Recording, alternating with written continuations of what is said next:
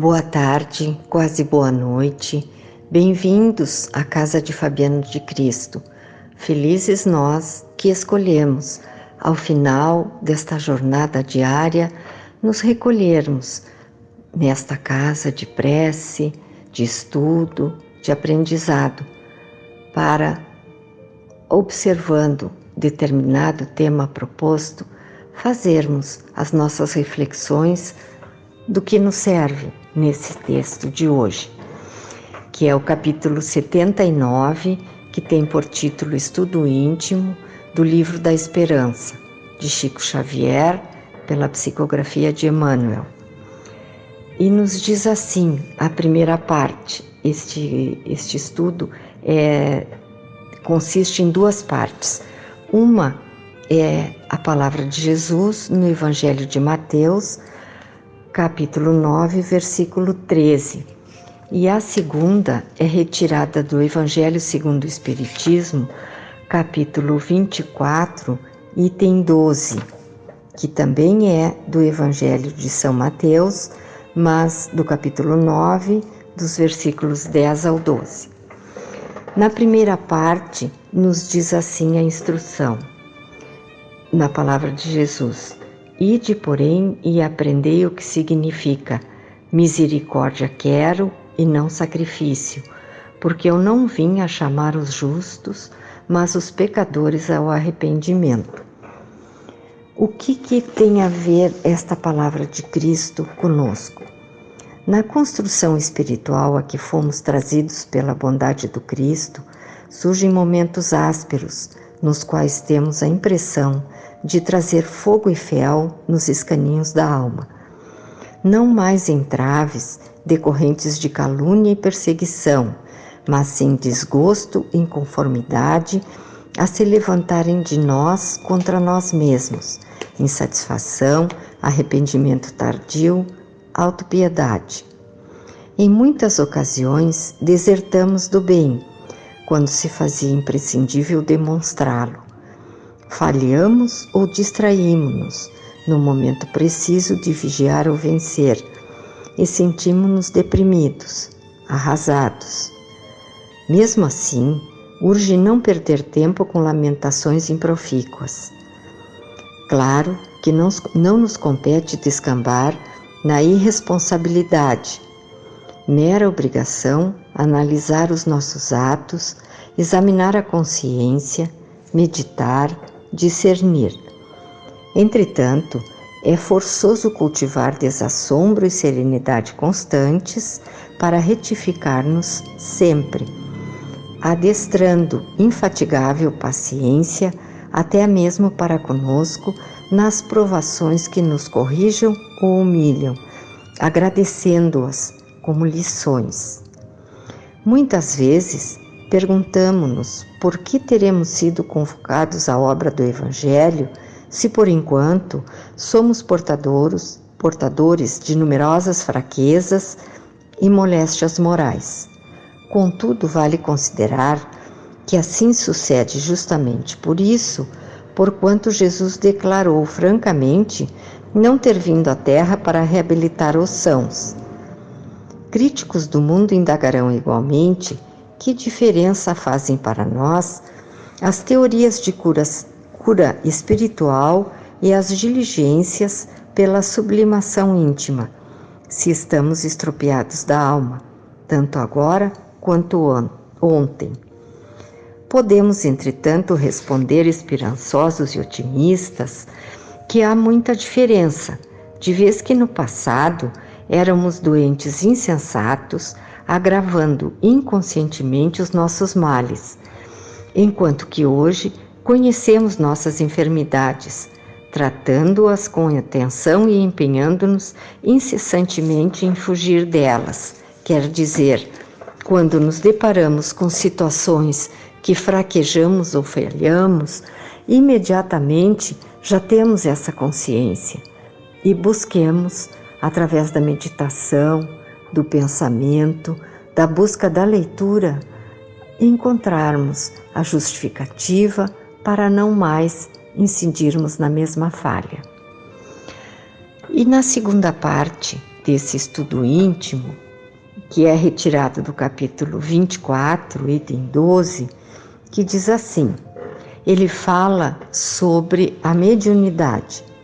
Jesus se acercava principalmente dos pobres e desherdados, porque são os que mais necessitam de consolações, dos cegos, dóceis e de boa fé, porque lhe pedem se lhes dê a vista, e não dos orgulhosos que julgam possuir toda a luz e de nada precisar. Essas palavras, como tantas outras, encontram no Espiritismo a explicação que lhes cabe.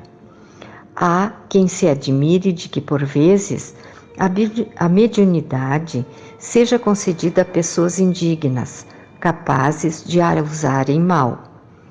Parece, dizem, que tão preciosa faculdade devera ser atributo exclusivo dos de maior merecimento.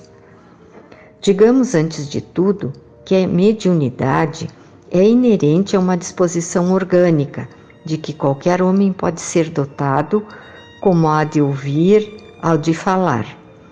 Ora, nenhuma há de que o homem, por efeito do seu livre-arbítrio, não possa abusar. E se Deus não houvesse concedido, por exemplo, a palavra senão aos incapazes de proferirem coisas más, maior seria o número de mudos do que os dos que falam.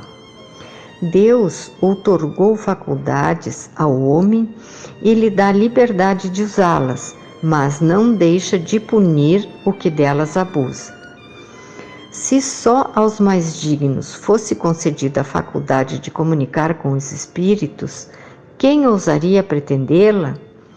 Onde, ademais, o limite entre a dignidade e a indignidade?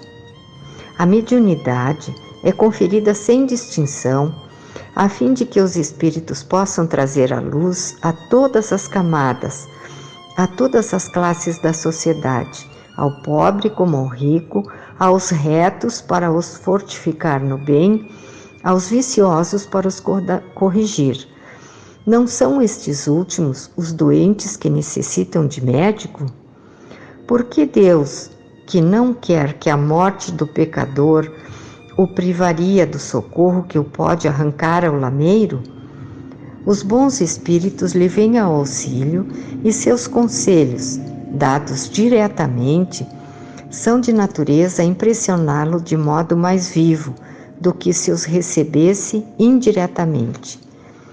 Deus, em sua bondade, para lhe poupar o trabalho de ir buscá-lo longe, nas mãos lhe coloca a luz. Não será ele bem mais culpado se não a quiser ver? Poderá desculpar-se com a sua ignorância quando ele mesmo a haja escrito com suas mãos, visto com seus próprios olhos, ouvido com seus próprios espíritos e pronunciado com a própria boca a sua condenação? Se não aproveitar, será então punido pela perda ou pela perversão da faculdade que lhe for outorgada e da qual, neste caso, se aproveitam os maus espíritos para o obsidiarem e enganarem, sem prejuízo das aflições reais que Deus castiga os servidores indignos e os corações que o orgulho e o egoísmo endurecem. A mediunidade não implica necessariamente relações habituais com os espíritos superiores. É apenas uma aptidão para servir de instrumento mais ou menos dúctil aos espíritos em geral. O bom médio, pois, não é aquele que comunica facilmente, mas aquele que é simpático aos bons espíritos e somente deles tem assistência.